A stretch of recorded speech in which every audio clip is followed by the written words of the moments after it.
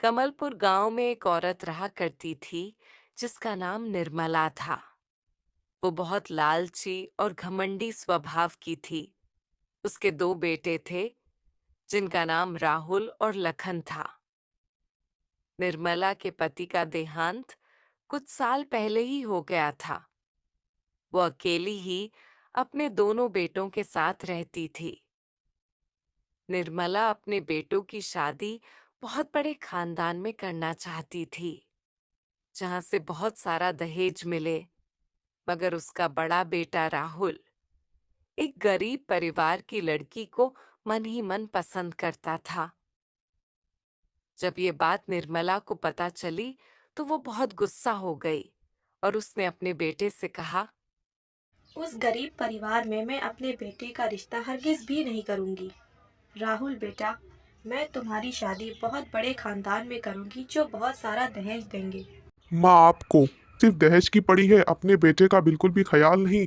और आप भी एक बात समझ ले कि अगर मैं किसी से शादी करूंगा तो सिर्फ प्रीति से करूंगा। अच्छा, उस करमजली का नाम प्रीति है।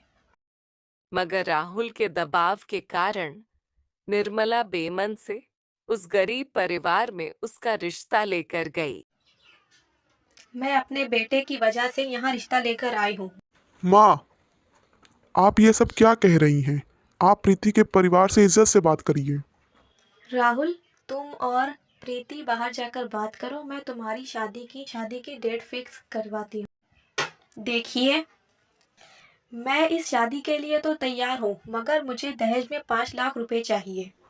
निर्मला जी, आप मेरी हैसियत अच्छे से जानती हैं। मैं 5 लाख रुपए कहाँ से लाऊंगा?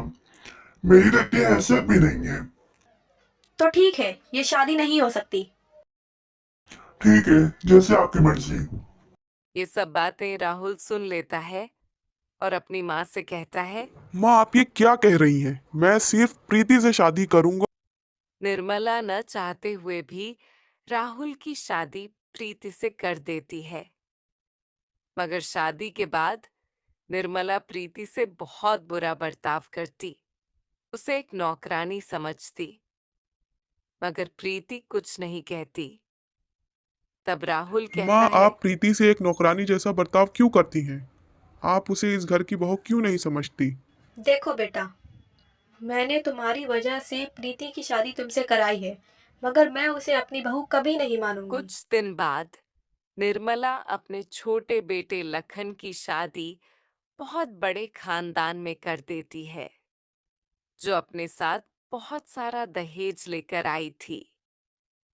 तब निर्मला ने राहुल से कहा, देखा बेटा, मैंने तुम्हारे छोटे भाई की शादी कितने बड़े खानदान में की है और तुम्हें ये गरीब लड़की पसंद आ गई। अगर जिद ना की होती तो मैं तुम्हारी भी शादी ऐसे ही बड़े खानदान में करती, जो अपने साथ बहुत सारा दहेज लेकर आती। मगर छोटी बहू निर्मला और लखन की बिल्कुल भी इज्जत नहीं करती और न ही घर के किसी काम में प्रीति का हाथ बटाती और अपना दहेज का सामान भी किसी को छूने नहीं देती। मगर फिर भी निर्मला उसी की तरफदारी करती। एक दिन निर्मला बीमार पड़ जाती है तो वो अपनी छोटी बहू से कहती है कि बहू, मेरे पाँव में बहुत दर्द हो रहा है, तुम कुछ देर मेरे पाँव दबा दो। ए बुढ़िया, आज तक मैंने अपने माँ बाप का पाँव तक नहीं दबाया, मैं तुम्हारा खाक दबाऊंगी। ये सब सुनकर प्रीति वहां आ जाती। माँ, मैं आपके पाँव दबा देती हूँ। प्रीति बेटा, मैं दहेज के लालच में अंधी हो चुकी थी। मैंने तुम्हारी अच्छाई नहीं देखी। कृपया मुझे माफ कर दो। मैं आइंदा ऐसी हरकत नहीं करूंगी जिससे तुम्हें ठेस पहुंचे। ऐसा मत कहिए माँ, मैंने आपको माफ कर दिया है। निर्मला ने अपनी छोटी बहू के पास जाकर कहा, छोटी बहू, अपना ये सामान उठाओ और यहाँ से दफा हो जाओ। अब हमें तुम्हारा कोई सामान नहीं चाहिए। माँ, आपका दिल तो इतना बड़ा है, आप इसे माफ कर दीजिए, वरना मैं ये समझूंगी कि आपने मुझे अभी भी अपनी बहू नहीं माना है।